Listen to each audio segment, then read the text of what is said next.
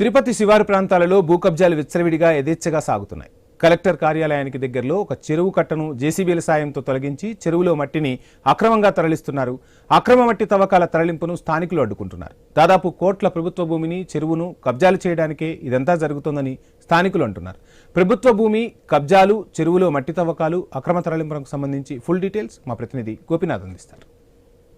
భూ కబ్జాలు, శివారు ప్రాంతాల్లో భూ కబ్జాలు ఏ విధంగా జరుగుతున్నాయో ఒకసారి చాలా ఆశ్చర్యం అనిపిస్తుంది. ఎందుకంటే ఇప్పటికే తిరుపతి లేక్స్ పేరుతో తిరుపతి అర్బన్ డెవలప్మెంట్ కావచ్చు, లేదంటే కలెక్టర్ వీళ్ళందరూ కూడా ఎంతో ప్రతిష్టాత్మకంగా చెరువులను పునరుద్ధరణ చేయాలి, చెరువుల్ని కాపాడాలంటూ కూడా ఇప్పటికే కూడా ఎన్నో దాదాపుగా 1000 కోట్ల రూపాయల వరకు కూడా వెచ్చించి అభివృద్ధి కార్యక్రమాలకు ఇప్పటికే కూడా శ్రీకారం చుట్టింది. కానీ శివారు ప్రాంతాల్లో ఉన్నటువంటి చెరువుల్ని కబ్జా చేయడానికి కొంతమంది వ్యక్తులు పెద్ద ఎత్తున ప్లాన్ వేశారు. దానికి ఉదాహరణే ఇక్కడ ఒకసారి మనం చూస్తే కన్నా ఇది శివారు ప్రాంతాల్లో ఉన్నటువంటి కుట్రమంగళం చెరువు అంటారు. చూడండి, కొన్ని వందల ఎకరాల వరకు ఇక్కడ విస్తరించి ఉంది. వర్షాకాలం వస్తే గాన ఇదంతా కూడా నీటి నిల్వలుండి ఇక్కడ చుట్టుపక్కల ఉన్న ప్రాంతాల్లో సాగునీటికి, తాగునీటికి, స్థానిక ప్రజలకి ఎంతో ఉపయోగకరంగా ఉంటుంది. అలాంటిది ఈ ప్రాంతంలో ఈ చెరువుని పూడ్చివేసే విధంగా కూడా ఆనకట్టని పూర్తిగా కూడా తొలిచివేసి ఇటు సైడ్ ఒకసారి మనం చూస్తున్నట్లయితే కానీ ఈ ఆనకట్ట ఒకసారి చూడండి, జేసీపీల సహాయంతో పూర్తిగా కూడా ఇక్కడ తొలగించేసి ఇదంతా కూడా లోపల ఉన్నటువంటి మట్టినంతా కూడా తరలించుకొని పోతున్నారు.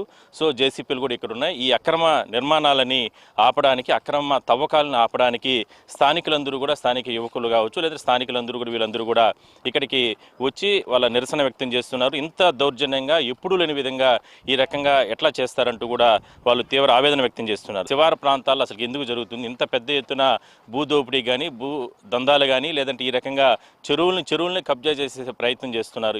ఏం జరుగుతుంది అసలు? అందరికీ నమస్కారం. మనం గత కొద్ది రోజులుగా తిరుపతి జిల్లాలో ఏవైతే జరుగుతున్నాయి భూ ఆక్రమణలు, ఈరోజు మరింత దారుణంగా ఏదైతే ఈరోజు వరలక్ష్మి వ్రతం ఏదైతే ఉందో, ఈరోజు 100 ఏళ్ళకు ముందే పైబడిన విగ్రహాలు ఉన్నాయి. ఇక్కడ గ్రామస్తులు పూజలు చేస్తారు. ఆ 100 ఏళ్ళకు పైబడిన విగ్రహాలు ఈరోజు మనం చూస్తున్నాం. ఈ చెరువు నుంచి తీసుకెళ్లి ఒక 11 ఎకరాల గుంట ఏదైతే మేము కోర్టు నుంచి సాధించామంటున్నారు, దాని పక్కనే ఉన్న 100 ఏళ్ల విగ్రహాన్ని శుక్రవారం రోజు, వరలక్ష్మి వ్రతం రోజు అందరూ హిందువుల మనోభావాలు దెబ్బతినేట్టుగా అందులో అధికారులను దగ్గర పెట్టుకొని, ఏదైతే మనం రైతులు ఒక 10 ట్రిప్పులు మట్టి దళాలని అర్జీ పెట్టుకుంటే అనేక సార్లు తిప్పించుకుని ఇరిగేషన్ అధికారులు ఎవరైతే ఉన్నారో ఈరోజు పట్టపొగులు చెరువు నిట్ట నిలువున చీల్చి ఒక గుంటను మట్టి 100 టిప్పర్ల కొద్దిగా పెట్టి తరలిస్తా ఉంటే చూస్తున్నారు. కానీ ఇది కలెక్టరేట్కి కూతవేడు దూరం దగ్గర 400 మీటర్లు కూడా ఉన్నది. 1/2 కిలోమీటర్ కూడా నియర్ బై ఉండే చెరువులు, గుంటలు. సాక్షాత్ మన రాష్ట్ర ముఖ్యమంత్రి గారు, గౌరవ ముఖ్యమంత్రి గారు ఏదైతే ఉన్నారో ఆ గుంటను, కొత్త గుంట చెరువు ఏదైతే ఉందో మేము కాపాడుతామని ఎన్నికల తర్వాత ప్రకటించారు. ఆ గుంటనే ఈరోజు ఏదైతే ఆ రాష్ట్ర ప్రభుత్వ అధికారులు ఉన్నారో వాళ్ళే దగ్గరుండి మరీ పూడిపిస్తున్నారు. హిందువులంతా కలిసి దీని మీద అయితే పెద్ద ఎత్తున ఉద్యమం చేస్తాం. ఆ విగ్రహం అక్కడి నుంచి కదిలితే మాత్రం చాలా దారుణమైన పరిస్థితులు ఇక్కడ నెలకొంటాయి. అనేక గ్రామాల ప్రజలు పెద్ద ఎత్తున ఉద్యమిస్తాం. సార్ చెప్పండి, ఏంటి అసలు ఇంత పబ్లిక్గా, ఇంత ఇదిగా దౌర్జన్యంగా కట్టనే మొత్తం కూడా తొలిచేశారు? ఎట్లా చూడాలి దీన్ని? ఇది అధికారుల నిర్లక్ష్యం కిందనే భావించాలి. సాక్షాత్తు ఒక ముఖ్యమంత్రి గారు రెవెన్యూ డిపార్ట్మెంట్కి సంబంధించిన శ్వేతపత్రం ముఖ్యమంత్రిగా బాధ్యతలు తీసుకున్న కొద్దిపాటి సమయంలోనే అతను ప్రకటించినారు. కొట్రమంగళంకు సంబంధించిన ల్యాండ్ ఫలాన్ని వైసీపీ వాళ్ళు ఆక్యుపై చేసినారని, కొత్త గుంట చెరువు అనేసని అతని దృష్టికి పోయి సాక్షాత్తు చెప్పినారు.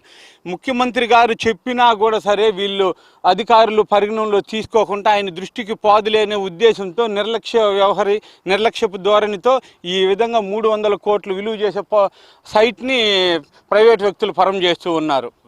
ఆ విధంగా అధికారులు చర్యలు తీసుకోకుండా ఒకరి తర్వాత ఒకరు ఫైల్ బిల్డ్ చేసుకుంటా వచ్చేసిన దానివల్ల వాళ్ళెవరో చేసినారు మాకేం, వాళ్ళెవరో చేస్తే మాకేమంటే వాళ్ళెవరో చేసిన దాన్ని కాపాడాల్సిన ప్రెసిడెంట్ అధికారులకు లేదా బాధ్యతారాహిత్యంగా వ్యవహరించిన అధికారులు తీరు ఖచ్చితంగా కోర్టుల ముందర ఎండగడతామని తెలియజేస్తున్నాం. బ్రదర్, కలెక్టర్ ఆఫీస్ దగ్గరలోనే ఇంత దౌర్జన్యంగా, ఇంత ఇదిగా మీరు అన్నట్టు 300 కోట్ల రూపాయల ప్రభుత్వ భూమిని అంటే అంత ఆషామాషి విషయం. అసలుకి ఎట్లా దీన్ని చూడాల్సిన అవసరం?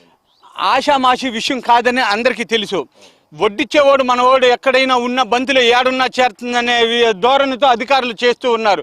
ఏం బ్రదర్, ఒక నకిలీ పట్టాతో ఒక ఆఫీసర్ లోన్ ఇచ్చింది, దాన్ని తిరిగి వీళ్ళు బినామీలతో ఆక్షన్ పాడినారు. ప్రభుత్వ భూమి ఇది పోతా ఉందని అధికారుల దృష్టికి పోయింది. ఫస్ట్ హైకోర్టు పోయినప్పుడే ఇది ప్రభుత్వ భూమి, ఎంతకైతే ఆక్షన్ చేసినారో అంత డబ్బు గవర్నమెంట్ ఆ బ్యాంకు ద్వారా వాళ్ళకి రీఫండ్ చేసి ఉంటే ఈరోజు 300 కోట్లు విలువ చేసే భూమిని కాపాడిన వాళ్ళు ఉంటారు కదా. ఇటువంటి నిర్లక్ష్య ధోరణి వ్యవహరించే వీడే అంతవరకు అధికార యంత్రాంగంలో మార్పు వచ్చే వరకు ఈ విధంగా కోట్లు విలువ చేసే భూములు ఖచ్చితంగా ప్రైవేట్ ఫరం అయిపోతాయి. పేద సీద ఎంతమంది ఉన్నారు, ఒక తట్ట మట్టెత్తుకొని పోతే ఇమీడియట్ కేసు పెట్టేస్తారు పోలీసు వాళ్ళు. అటువంటిది పబ్లిక్గా చెరువులు తెంపి ఆ విధంగా ఎంత మట్టి దోలు ఉన్నారు చూడండి.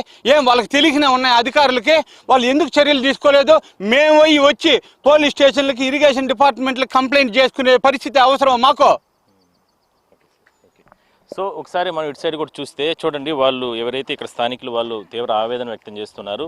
కట్ట చెరువుని కంప్లీట్గా దానంతా కూడా జేసీపీల సహాయంతో తుంచివేసి పూర్తిగా కూడా లోపల ఉన్నటువంటి చెరువులో ఉన్నటువంటి మట్టినంతా కూడా బయట ప్రాంతానికి తీసుకెళ్లే ప్రయత్నం చేస్తున్నారు. సో మొత్తం దాదాపుగా 300 కోట్ల రూపాయలకు సంబంధించినటువంటి ల్యాండ్ అంటున్నారు.